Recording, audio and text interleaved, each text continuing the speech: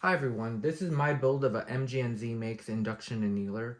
A couple people have shown off their builds and I think they're all great. I wanted to show mine because there are some design concepts that I put into my build that I feel are nice quality of life improvements for somebody thinking about building theirs from scratch, or maybe some people that have already built one would like to retrofit theirs in order to have some of these features. Right from the beginning, let me say that this is not going to be exactly the quality of something like an amp annealer. At the same time, it's not going to cost $1,500 before we even start talking about case feed.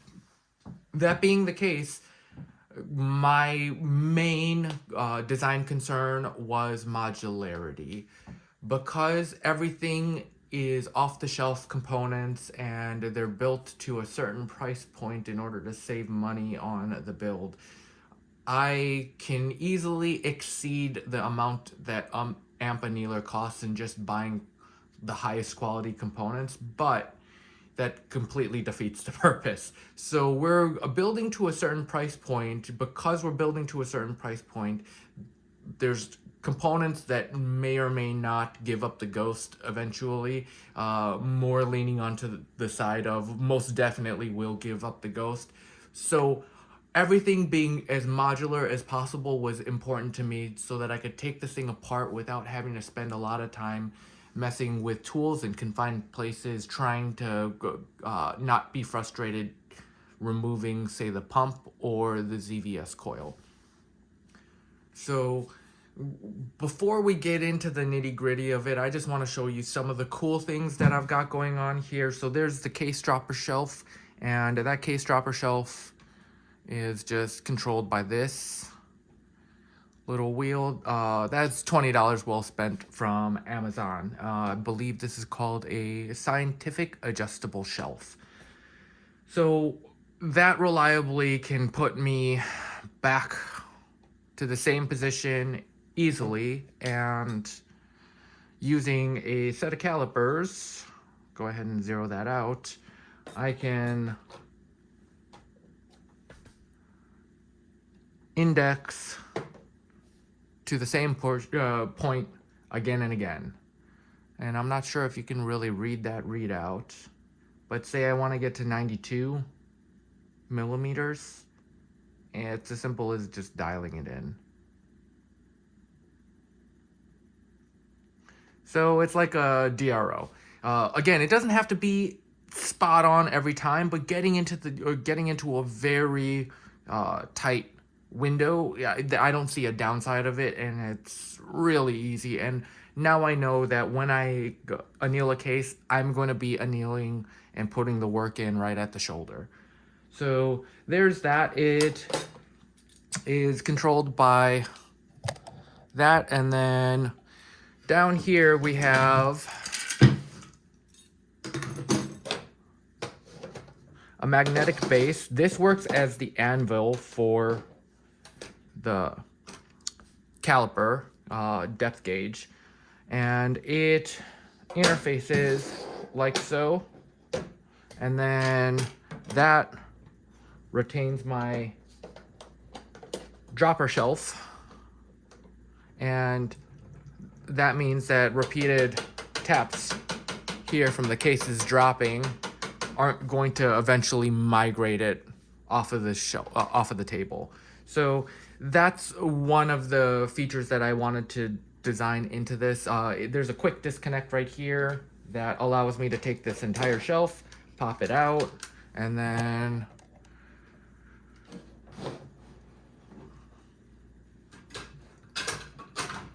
store the whole thing away, because let's face it, a majority of the time it's going to live on a shelf. It's not going to be doing full-time annealing 24/7 all day every day, and because how little use it's going to see, I don't want it to take up a lot of real estate. I want to be able to pack the thing up and put it away.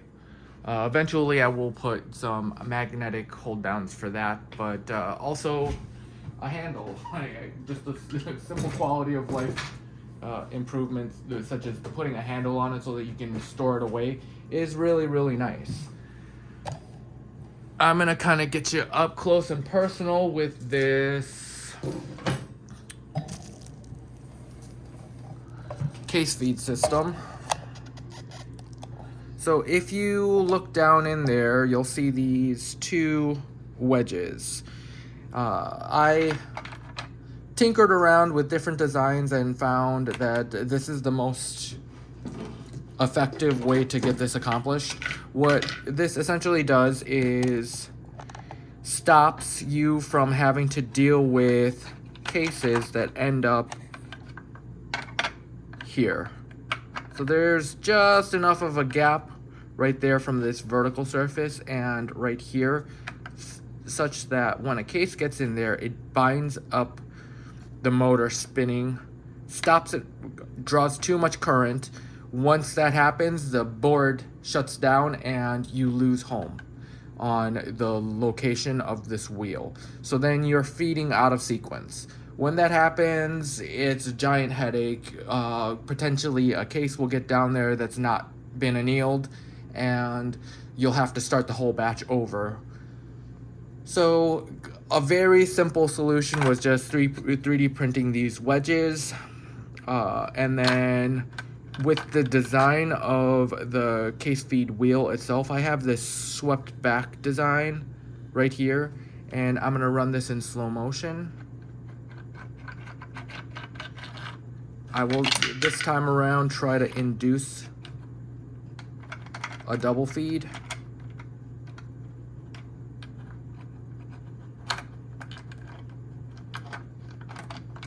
Okay, so this is like prime, a primed double feed scenario. I'm pushing down with force, and instead of wanting to follow it in, what you can see is it's actively being rotated up and around.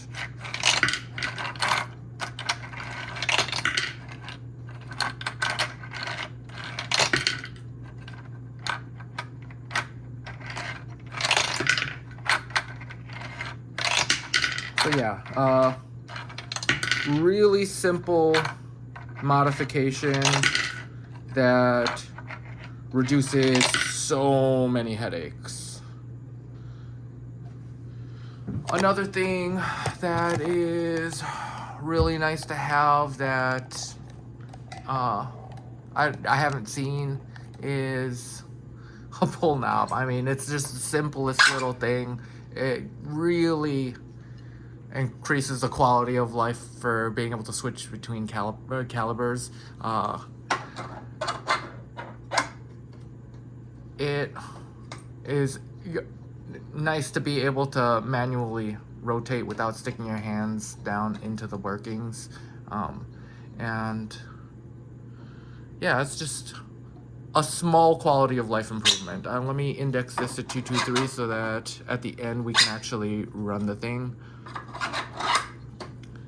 Okay, and I'll index that originally over the whole. Okay, so down here, let's talk about the quick disconnect real quick and the case dropper shelf. You don't have to put quite as much space between the solenoid and the case dropper shelf. I found that getting any metallic components even slightly closer to here induced failures on the coil side. So basically getting enough of a gap was more important than having as much clearance as possible for me. I could have gotten away with getting it closer. I just didn't want to mess with it. I just wanted to be done with designing around it. I found a good pivot point and I just stuck with it. You can clearly see a toothpick here. It's cheap, effective, and it cost me literally nothing because I already owned it, so I just went ahead and rolled with it. Right here, there's just a 3D printed pivot point, and this is just friction fit together. You can unsnap it and snap it together. It doesn't have any metal in it, so that's the most important part. This doesn't have to be really tightly held together. Matter of fact, you do want a really loose fit so that the solenoid can work on it really well.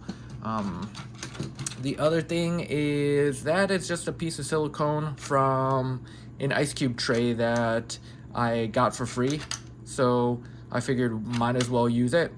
That silicone can tolerate much more heat than we're putting into the base of the case, so don't bother with Delrin or anything like that. The piece of silicone that you probably already own is going to be perfectly fine. So let's index this dropper shelf in place for the time being.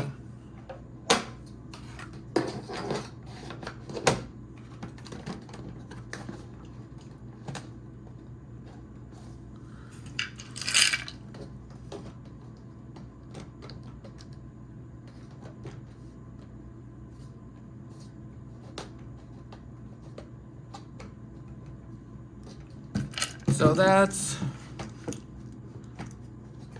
likely more than I'll ever need for clearance on a case, but let's just give it like extreme edge case scenario, and that pretty reliably will locate a case. And even at that length, I'm confident enough 12 minutes into a video to just drop a case in there and not really even locating it, just dropping it like completely uncontrolled feed from the top, and it is reliably taking that. Of course it sends one loose. That is a function of this replaceable modular funnel. Being able to remove the funnel allows me to take the case feed and sweep it upwards for storage, so that it doesn't take a lot of real estate this direction. And then being able to swap these case drop tubes allows me to swap between calibers and get tighter bores for, this is actually for my 6.5 Creedmoor. I have another one that is 3D printed for 223, which controls it a little bit tighter for specifically 223 cases. The dropper shelf is powered by these jumper wires. I just literally glued some of these jumper wires together to form a quick disconnect, and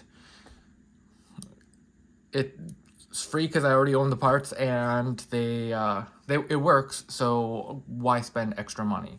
Along that line, back here I have some power distribution for the 12 volt DC circuit, and these power distribution blocks, I could purchase power distribution blocks for like $20 a pop on Amazon, or I could just 3D print them with a bit of plastic, a screw, a washer, and that's plenty sufficient to hold a bunch of spade connectors together. So I figured, why spend $40 when I can save that money to buy this $20 Amazon shelf and save some money besides. So while we're down there, I want to kind of talk about being able to replace components. So I'm not sure how well you can see that, but this and this pop right off, allow me to take the whole pump out because it will eventually give out, and I want to be able to take the pump, be able to fully invert it out the backside and be able to drain the fluid out of it, and having it screwed down there is going to make it a pain in the butt to drain it for any maintenance or any component swaps, and I'm just that's not something that I care to do down the road. I'd rather just right off from the beginning, just design around it. Likewise, the ZVS coil, and I'll try to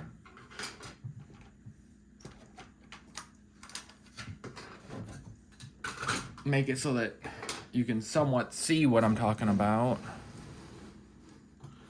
The ZVS coil is controlled vertically and horizontally by this wedge block back here and some magnets on the back surface back there.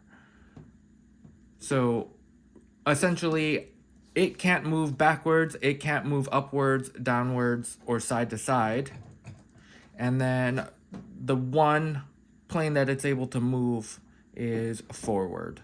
And that's retained magnetically in the back. I'm not sure if you can hear that click, but I'll be quiet.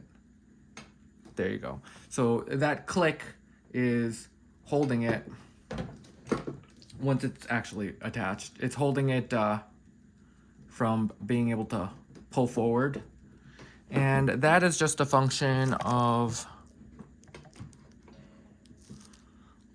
that block having a vertical slope like that, which interfaces with a wedge that's attached to the backside of here.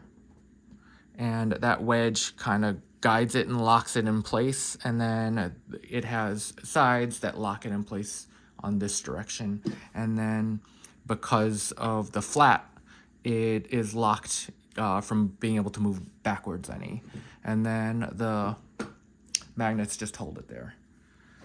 So yeah,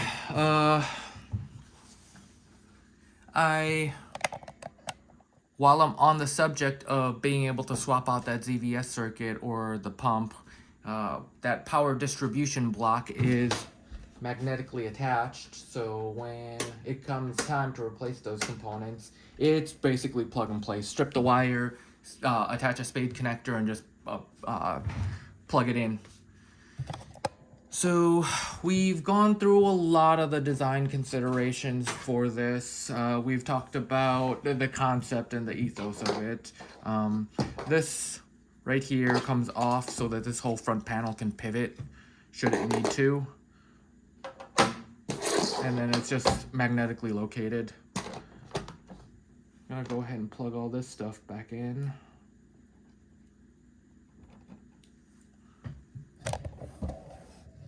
I know, I did a dumb and I've been working on sticking my hand in there with the power connected, but I have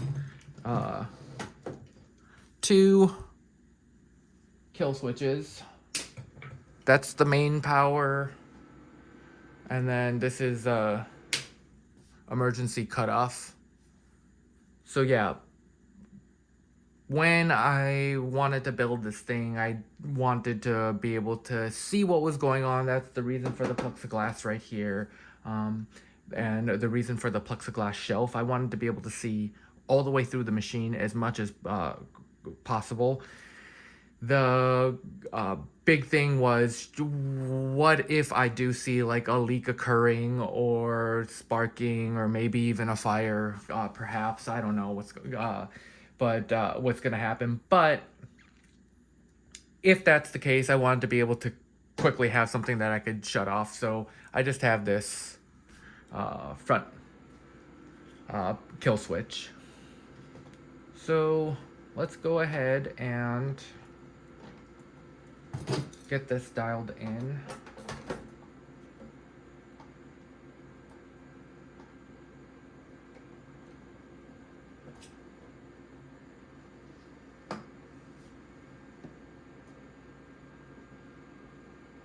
I'm going to dial it in for 93, which I found to be nice for 223 cases on my particular build.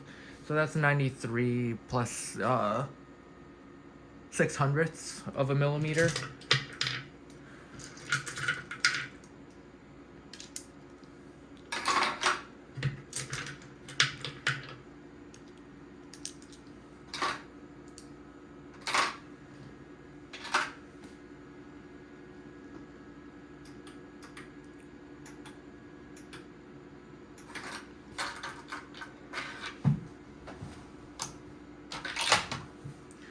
So I have these two cases to show with 750 degree temp plaque.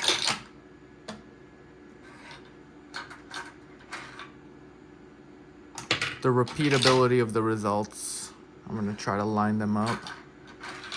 And how granular I can get the difference in the heights. So I could repeatably go from this to this just by dialing it in with the caliper.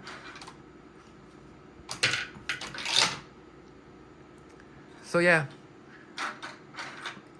it's running. It hasn't given me any complaints yet. There's a couple of quality of life improvements that I've yet to incorporate into it, but just the little things, like including handles for easy carrying, being able to take everything apart easily, being able to store most of this stuff vertically on top of the machine and still have clearance to sweep up the case feed. They all improve